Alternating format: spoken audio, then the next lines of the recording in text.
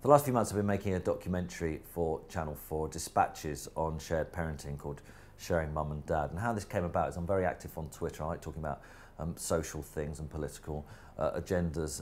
There was an MP called Tim Lawton who was discussing putting a bill through, new legislation on shared parenting, and I tweeted him and we got involved in a heated debate on Twitter, and it enabled me to go and see him and have a chat about it. And I feel very passionate about what happens to our children after separation.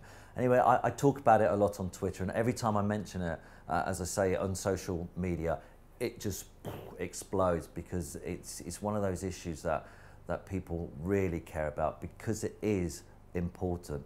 So I've been making the documentary and I've been harnessing views off social media, and it's worked amazingly. Have a look. Whenever I talk about this on Twitter, I generally get contacted by two sorts of people. Firstly, mainly dads who either don't have access to their children, or they're spending a fortune in courts trying to get to see their children, or mums who wish the dads were around. Dads shirking their responsibility, want nothing to do with their children.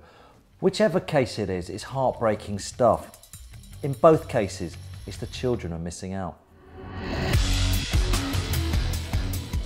England is simply not a good place to live as a divorced dad. We are treated like animals. The courts believe my ex and the perfect image he portrays. He's broken orders a lot and gets away with it.